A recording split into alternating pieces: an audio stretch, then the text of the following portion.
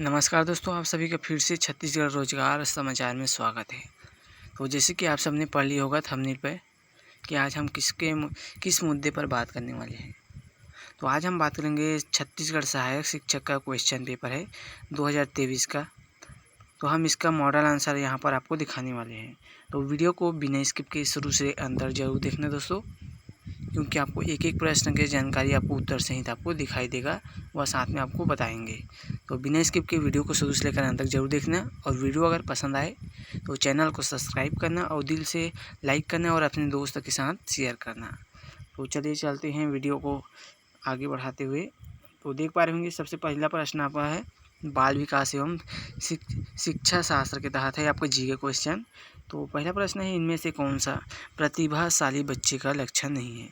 ध्यान से सुनिएगा, इनमें से कौन सा जो प्रतिभाशाली बच्चे का लक्षण नहीं है। तो यहाँ पर बच्चे का लक्षण देखना है, प्रतिभाशाली बच्चे का। ध्यान से प्रश्न को आप समझेंगे तो भी आप इसका आंसर निकाल पाएंगे। तो देख सकते हैं ऑप्शन दिया गया है, वे पढ़ने लिखने में रुचि लेते हैं, इनमें रचनात्मक गुण होते हैं, वे मौलिक चिंतन नहीं करते हैं, वे अपना गृह कार्य शीघ्रता से कर लेते हैं। तो इसमें आपका प्रतिभाशाली बच्चे का लक्षण नहीं है, जैसे कि क्वेश्चन में बताया गया कि लक्षण नहीं है।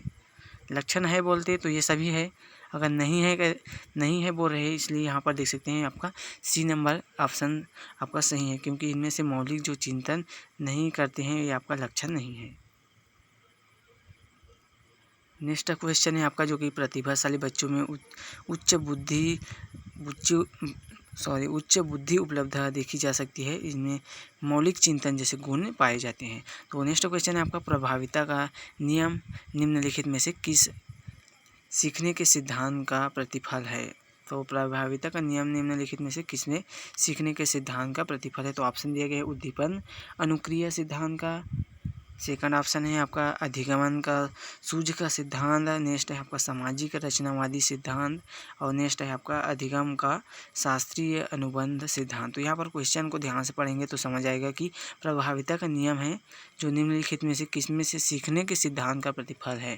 तो सीखने का जो सिद्धांत का प्रतिफल है वो आपका उद्दीपन अनुक्रिया सिद्धांत है दोस्तों, जिसमें आपको सीखने का सिद्धांत है ये आपको उद्दीपन अनुक्रिया सिद्धांत है। ऑप्शन नंबर ये आपका सही है।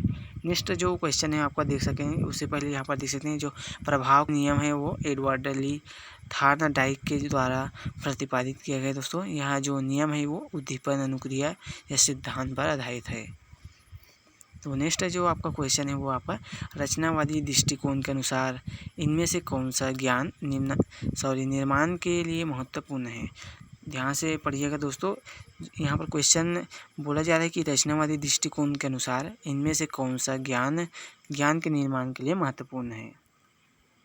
तो ऑप्शन दिए गए, अनुकूलन दिए गए, सूझ दिए गए, शिक्षार्थी का पूर्व ज्ञान होना चाहिए, आपका ऑप्शन दिए गए है, और रट कर याद रखना। तो यहाँ पर क्वेश्चन ऐसे बताया है कि रचनावादी दृष्टिकोण के अनुसार इनमें से कौन सा ज्ञान निर्माण के लिए महत्वपूर्ण है। तो निर्माण के लिए अपना जो महत्वपूर्ण जो ज्ञान है दोस्तों ये आपका अनुकूलन नहीं है, सूझ भी नहीं है, और रट कर याद रखना ये भी आपके लिए महत्वपूर्ण नहीं। तो इसमें जो सही जो आंसर है वो शिक्षार्थी का पूर्व ज्ञान, यानी कि शिक्षार्थी का पहले से अपना पूरा ज्ञान होना अनिवार्य है किसी भी चीज़ के निर्माण के लिए।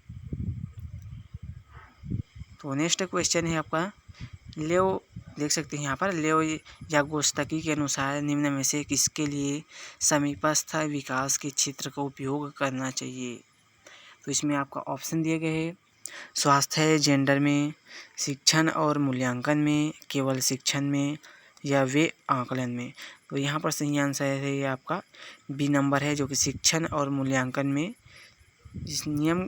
इसके अनुसार जो निम्न में से किसके लिए समीपस्थ विकास के क्षेत्र का उपयोग करना चाहिए। तो समीपस्थ विकास के क्षेत्र में दोस्तों ये आपका शिक्षण और मूल्यांकन ही अपना उपयोग में आता है।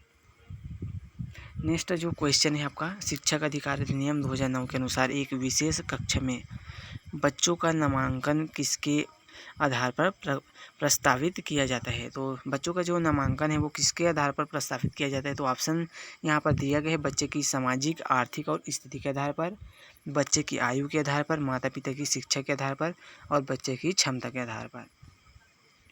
तो यहाँ जो इसका आंसर है दोस्तों ये आपका बी नंबर है, जो कि बच्चे की आयु के आधार पर उसका नाम जो है वो अपन नामांकन है वो निर्धारित किया जाता है।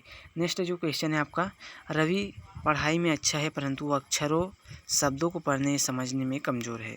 ध्यान से सुनिएगा, रवि है जो पढ़ाई में अच्छा भी है परंतु अक्षर शब्द को पढ़ने या समझने में कमज़ोर है। तो उसकी गणितीय समझ अच्छी है। और तो यहाँ पर क्वेश्चन है कि रवि निम्नलिखित में से किस विकार से ग्रसित हो सकता है। यानी कि रवि की पढ़ाई अच्छा है परंतु अक्षर और शब्द को पढ़ने में यहाँ पर कमज़ोर है और उसके गणित भी अच्छे है।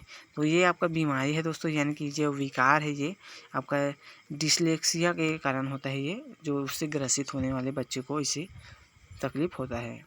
तो यहाँ पर ऑप्शन जैसे कि दिए गए हैं आपका देख सकते हैं, डिस्कैल्कुलिया और आपका डिस्कैल्सिया और आपका डिस्ग्राफिया और डिस्फेजिया। तो ये आपका जो सही आंसर है ये आपका सी है, डिस्कैल्सिया।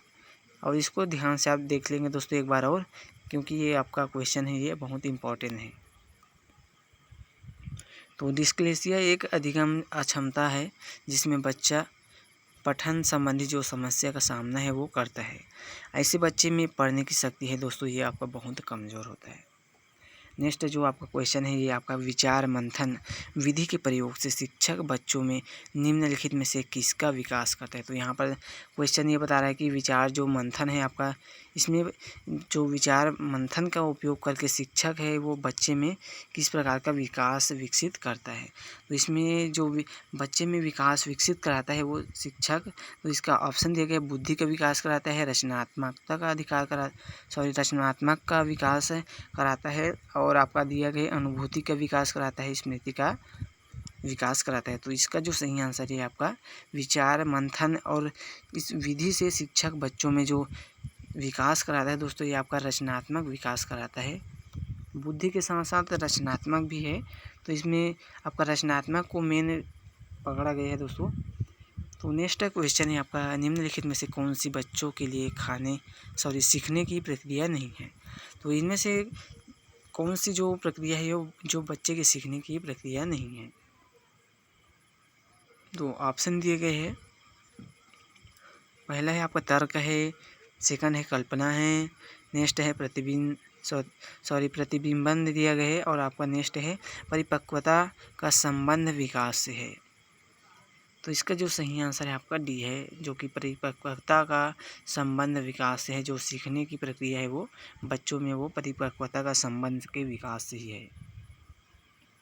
नेक्स्ट क्वेश्चन है आपका, इनमें से कौन सा कथन सत्य है, मनुष्य के विकास के संबंध में सर्वाधिक उपयुक्त है। तो मनुष्य के जो विकास के लिए सर्वाधिक जो उपयुक्त कथन है दोस्तों ये आपका सी नंबर जो सही है। तो उससे पहले ऑप्शन देख लेते हैं, फिर आपको सही आंसर तो दिखाई भी दे रहा है। तो इसमें ऑप्शन दिए गए हैं, मनुष्य में विकास एक गुणात्मक प्रक्रिया है। नेक्स्ट है आपका, मनुष्य में विकास एक मात्रात्मक प्रक्रिया है। और डी नंबर की अगर बात करें तो इसमें दिया गया है, मनुष्य में विकास एक मनोवैज्ञानिक प्रक्रिया है।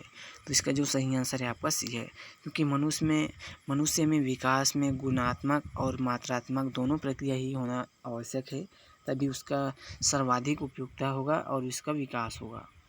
तो नेक्स्ट है आपका क्वेश्चन है, इवान जो जैसे कि आप देख पा रहे होंगे, इवान पावलोव द्वारा प्रतिपादित शास्त्रीय अनुबंध सिद्धांत अधिगम को निम्न के द्वारा स्पष्ट करता है। तो इसमें जो ऑप्शन दिए गए आपका पुनर्वरण, अनुकरण और साहचर्य और अंतर्दृष्टि। तो इसका जो सही आंसर है आपका साहचर्य है। नेक्स्ट क्वेश्चन है आपका, निम्नलिखित में से कौन सा कथन व्यक्ति के विकास की प्रक्रिया के बारे में सही नहीं है। तो एक बात आपको बोलना चाहता हूँ दोस्तों, कई बार अपना जो टाइपिंग में मिस्टेक हो गया होता है, इसलिए आपको थोड़े से पढ़ने में मुश्किल हो सकता है प्रश्न वगैरह को, जैसे कि मुझे भी थोड़ा बहुत प्रॉब्लम हो जाता है, क्योंकि टाइपिंग में थोड़ा मिस्टेक हो जाता है प्रश्न निर्माण करने में। तो देख पा रहे होंगे जैसे कि नेक्स्ट क्वेश्चन अपना है, निम्नलिखित में से कौन सा कथन है जो व्यक्ति के विकास की प्रक्रिया के बारे में सही नहीं। तो यहाँ पर देख सकते हैं क्वेश्चन ऐसे बता रहा है कि व्यक्ति के विकास की प्रक्रिया में सही नहीं है। तो इस कथन को यहाँ पर देख सकते हैं, विकास की प्रक्रिया है ये बहुआयामी है। नेक्स्ट है आपका, विकास की प्रक्रिया में संस्कृति की विविधता होती है। और नेक्स्ट है आपका व्यक्तिगत मानसिकता सामाजिक संपर्क की व्यक्तिगत विकास में महत्वपूर्ण भूमिका होती है। और आपका नेक्स्ट जो है वो व्यक्तिगत विकास केवल वातावरणीय कारकों पर आधारित होता है। तो प्रश्न के आधार पर यहाँ पर देख पा रहे होंगे जिससे कि इसका सही आंसर है वो व्यक्तिगत विकास केवल वातावरणीय कारकों पर आधारित होता है, ना कि विकास की प्रक्रिया बहुआयामी होता है और विकास की प्रक्रिया सांस्कृतिक विविधता होती है। तो क्वेश्चन के आधार पर जिसकी बताया गया है कि इनमें से जो कौन से कथन है वो व्यक्ति के विकास की प्रक्रिया के बारे में सही नहीं है। तो सही नहीं है, इसलिए यहाँ पर बताया गया कि व्यक्ति का जो विकास होता है वो केवल वातावरणीय कारकों पर आधारित नहीं होता है। वातावरण भी आवश्यक होता है मगर उसके लिए विकास बहुआयामी होना चाहिए और संस्कृति विविधता भी होना चाहिए, तभी व्यक्ति का विकास होगा। व्यक्ति का मानसिकता सामाजिक ये सभी का विकास होगा। नेक्स्ट जो आपका क्वेश्चन है वो अधिनियम 2009 की कौन सी धारा है वो जो शिक्षक के कर्तव्य से संबंधित है। तो 2009 के अधिनियम के आधार पर शिक्षक के कर्तव्यों से संबंधित जो यहाँ पर बातें हैं वो धारा है वो आपको बताना है।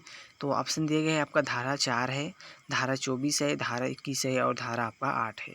तो इसका जो सही आंसर है दोस्तों ये आपका सी है, धारा 24 है। नेक्स्ट जो क्वेश्चन है आपका देख सकते हैं लॉरेंस कोहलबर्ग के अनुसार नैतिक जो विकास है वो लॉरेंस कोहलबर्ग के अनुसार नैतिक विकास की वह अवस्था जिसमें लोग सामाजिक जो मानदंडों के अनुसार व्यवहार करते हैं उसको कहा जाता है। तो लॉरेंस कोहलबर्ग के अनुसार है जो नैतिक जो विकास की अवस्था में जिसमें लोगों की सामाजिक है मानदंडों के अनुसार व्यवहार करते हैं उसको कहा जाता है, वो है आपका नैतिकता का गैर परंपरागत स्तर। तो इसके लिए ऑप्शन यहाँ पर दिया गया है जैसे कि देख पा रहे होंगे नैतिकता का पूर्व परंपरागत स्तर है, नैतिकता का परंपरागत स्तर है, नैतिकता का पश्चात परंपरागत स्तर है और आपका जो सही आंसर है उसमें बताया गया कि नैतिकता का गैर परंपरागत स्तर ये अवस्था है जिसमें लोग सामाजिक मानदंडों के अनुसार व्यवहार करते हैं। तो नेक्स्ट जो कि आपका क्वेश्चन है वो आया देख पा रहे होंगे राष्ट्रीय शिक्षा नीति 2020 में राष्ट्रीय शिक्षा नीति 2020 में तैयारी कक्षा या बाल वाटिका की स्थापना प्रस्तावित है। तैयारी कक्षा या बाल वाटिका के लिए बच्चे की आयु सीमा क्या है। तो राष्ट्रीय शिक्षा नीति 2020 में तैयारी किए गए जो कक्षा या बाल वाटिका की स्थापना प्रस्तावित किया है दोस्तों उसमें तैयारी कक्षा या बाल वाटिका के लिए बच्चे की जो आयु सीमा निर्धारित किया गया है वो आपका 5 वर्ष की आयु सीमा से पहले, यानी कि 5 वर्ष से पहले ये 2020 में तैयारी किया गया है जिसमें कक्षा या बाल वाटिका की स्थापना भी प्रस्तावित किया गया है जिससे बच्चे की आयु सीमा निर्धारित किया गया है वो है आपका 5 वर्ष से पहले। नेक्स्ट जो आपका क्वेश्चन है निम्नलिखित में से कौन सी सामाजिकरण करने की प्रमुख अभिकरण यानी कि अभिकरण बोल सकते हैं एजेंसी है। सामाजिकरण के प्रमुख अभिकरण तो यहाँ पर ऑप्शन दिए गए समुदाय है, कुछ सामाजिक समूह हैं, औपचारिक शैक्षणिक संस्थाएं हैं और परिवार। तो यहाँ पर देख सकते हैं इसमें ऑप्शन और दिया गया है कि निम्नलिखित में से कौन सी सामाजिकरण करने की प्रमुख अभिकरण एजेंसी है। समुदाय है, कुछ सामाजिक समूह हैं, औपचारिक शैक्षणिक संस्थाएं हैं, परिवार। ये आपका प्रमुख अभिकरण दिए गए तो इनमें से कौन सा सही है आपको बताना है कि केवल ए सही है या तीन सही हैं यानी कि औपचारिक शैक्षणिक संस्थाएं, या पहला सही है, दूसरा सही है, तीसरा सही है और चौथा सही है। तो इसका जो सही आंसर है वो आप देख पा रहे होंगे पहला और दूसरा आपका सही है। तो नेक्स्ट क्वेश्चन है व्यक्तिगत विभिन्नता का सिद्धांत बताता है कि व्यक्तित्व के संबंध में सर्वाधिक उपयुक्त विकल्प का चुनाव करें। तो यहाँ पर क्वेश्चन घुमाकर बताया गया है, थोड़ा मैं बता देता हूँ कि व्यक्तिगत जो विभिन्नता का सिद्धांत बताता है यानी कि व्यक्ति में विभिन्नता का सिद्धांत बताता है कि व्यक्तित्व के संबंध में सर्वाधिक उपयुक्त जो विकल्प है वो आपको ऑप्शन दिए गए हैं। प्रत्येक व्यक्ति में विकास के संदर्भ में भिन्नता होती है, प्रत्येक व्यक्ति में वृद्धि के संदर्भ में भिन्नता होती है, प्रत्येक व्यक्ति में वृद्धि और विकास के संदर्भ में समानताएं होती है। और जो इसका सही आंसर है वो यहाँ पर बताया गया है कि प्रत्येक व्यक्ति में वृद्धि और विकास के संदर्भ में विभिन्नताएं होती है। क्वेश्चन के आधार पर ही यहाँ पर आंसर निकाला गया है, देख सकते हैं। व्यक्तिगत विभिन्नता का सिद्धांत ये बताता है कि व्यक्तित्व के संबंध में सर्वाधिक जो उपयुक्त विकल्प है वो प्रत्येक व्यक्ति में वृद्धि और विकास के संदर्भ में विभिन्नताएं होती है। नेक्स्ट जो आपका क्वेश्चन है, लेओ यांगोस्टकी की सामाजिक रचनावादी सिद्धांत के अनुसार विद्यार्थियों का आकलन किस विधि से करना चाहिए। तो इसका जो ऑप्शन दिए गए हैं वो मौखिक आकलन, योगात्मक आकलन, सहयोगात्मक परियोजनाएं और मानकीकृत परीक्षण। तो इसका जो सही आंसर है वो सहयोगात्मक परियोजनाएं हैं। नेक्स्ट जो आपको क्वेश्चन है वो शिक्षण मुख्य रूप से खाली स्थान के द्वारा किया जाना चाहिए। शिक्षण मुख्य रूप से खाली स्थान के द्वारा किया जाना ही चाहिए। कुशल एवं प्रशिक्षित शिक्षक के आधार पर ही यहाँ पर शिक्षण का मुख्य रूप से जो है वो प्रशिक्षित शिक्षक के द्वारा ही किया जाना चाहिए, तभी शिक्षा का विकास हो पाएगा। तो इसका सही आंसर है आपको कुशल व प्रशिक्षित शिक्षक है। नेक्स्ट जो आपको क्वेश्चन है दोस्तों, ये आपको देख पा रहे होंगे, एक शिक्षिका अपने विद्यार्थी को समूह में बांटती है। एक शिक्षिका है वो अपने विद्यार्थी को समूह में बांटती है और समूह चर्चा, समूह परियोजना, समूह कार्य जैसी जो गतिविधियां हैं वो संचालित करती है। तो सिखाने की यह प्रक्रिया किस ओर इंगित करती है। तो यहाँ पर प्रक्रिया को बताना है कि किस ओर इंगित करती है। आनंदपूर्वक सीखना है, समावेशी शिक्षा है, यह प्रतियोगिता आधारित शिक्षा है, सामाजिक गतिविधियों से सीखना। तो इसका जो सही आंसर है आपका सामाजिक गतिविधियों से सीखना है। तो समूह में बांटता है दोस्तों, ये समूह चर्चा है, समूह परियोजना और समूह जैसे कार्य गतिविधियाँ संचालित करता है, वो आपका सामाजिक गतिविधियों को सिखाने के लिए जो ऐसे इस प्रकार इंगित करती है। निम्नलिखित में से किस प्रश्न के द्वारा सृजनात्मक चिंतन को सर्वाधिक अच्छे ढंग से अनुमानित किया जा सकता है। तो सर्वाधिक जो देख पा रहे होंगे, सर्वाधिक अच्छे ढंग से अनुमानित किया जा सकता है जो कि सृजनात्मक चिंतन के लिए। तो इनमें से जो ऑप्शन दिए गए देख सकते हैं, यहाँ पर ऑप्शन बताए गए, इनमें से कौन बता सकता है, सही उत्तर बताए। क्या आप इसका उत्तर बता सकते हैं? और आपको ऑप्शन दिए गए हैं, इसे कितने अलग अलग तरीक़ों से हल किया जा सकता है। ये आपका सही आंसर है। इसे कितने अलग अलग तरीक़ों से हल किया जा सकता है। नेक्स्ट जो आपको क्वेश्चन है, जीन पियाजे के अनुसार विकास की जो अवस्था है वो बच्चे में वैज्ञानिक चिंतन करना शुरू कर देते हैं। तो ऑप्शन दिए गए हैं, संवेदी पेशी अवस्था है, पूर्व संक्रियात्मक अवस्था है, मूर्त संक्रियात्मक अवस्था है, और आपका ऑप्शन दिए गए औपचारिक संक्रियात्मक अवस्था। तो यही आपका सही आंसर है, औपचारिक संक्रियात्मक अवस्था। नेक्स्ट जो क्वेश्चन है वो निम्नलिखित में से कौन सा विकल्प जीन पियाजे द्वारा प्रदत्त पूर्व सक्रियात्मक अवस्था की विशेषता को दर्शाता है। तो इसमें जो सही आंसर है आपका अहम केंद्रित विचार। तो ये आपको क्वेश्चन है दोस्तों, ये लगभग 150 क्वेश्चन है। तो मैं आपको 30 क्वेश्चन तक ही दिखा पाऊँगा, नहीं तो वीडियो है ये आपका बहुत लंबा बन जाएगा। तो नेक्स्ट जो आपको क्वेश्चन है, शिक्षा से मेरा अभिप्राय बच्चे और मनुष्य के शरीर, मन और आत्मा की सर्वोन्मुखी विकास है। शिक्षा की यह जो परिभाषा है किसने दिया है। तो एक बार ध्यान से सुन लेंगे व देख लेंगे। शिक्षा से मेरा अभिप्राय बच्चे और मनुष्य के बच्चे और शरीर के, मन और आत्मा के सर्वोन्मुखी विकास से है। तो यह जो परिभाषा है किसके दिया हुआ है, वो है आपका महात्मा गांधी का दिया हुआ परिभाषा है। नेक्स्ट जो आपका क्वेश्चन है वो पूर्व अनुभव के आधार पर संवेदना को अर्थ प्रदान करना कहलाता है। तो पूर्व अनुभव के आधार पर संवेदना को अर्थ प्रदान करना कहलाता है प्रत्यक्ष ज्ञान। तो आपका डी नंबर ऑप्शन सही है, मगर इसमें ऑप्शन दिया गया था, आप देख पा रहे होंगे, कल्पना दिया है, संवेदना दिया गया है, प्रेरणा दिया गया है, मगर इसमें जो सही आंसर है आपका प्रत्यक्ष ज्ञान है। नेक्स्ट जो आपका क्वेश्चन है, एनसीएफ 2005 विभिन्न विषयों के अलावा और किन यहाँ पर मिस्टेक हो गया दोस्तों टाइपिंग में, पाठ्य चर्चा क्षेत्र को भी महत्व देता है। तो इनमें जो ऑप्शन दिया गया देख पा रहे होंगे, कला शिक्षा है, स्वास्थ्य एवं शारीरिक शिक्षा है, काम और शिक्षा है, शांति के लिए शिक्षा है। तो इनमें से आप देख पा रहे होंगे ऑप्शन दिया गया है, उनमें से आपको बताना है कि केवल 1 और 4 सही है, यानी कि कला शिक्षा और शांति के लिए शिक्षा। केवल 1 और 3 सही है, यानी कि कला शिक्षा और काम एवं शिक्षा। और नेक्स्ट आपको ऑप्शन दिए गए हैं केवल 2, 3 और 4। तो इसका जो सही आंसर है वो दोस्तों ये सभी है, क्योंकि सभी ये आवश्यकताएं हैं। नेक्स्ट जो आपका क्वेश्चन है, शिक्षा नीति 2020 के अनुसार बच्चे के मस्तिष्क के कितने प्रतिशत का विकास 6 वर्ष की आयु के पूर्व हो जाता है, यानी कि 6 साल की उम्र के पहले ही मस्तिष्क का विकास जो है वो कितने % हो जाता है बच्चे में।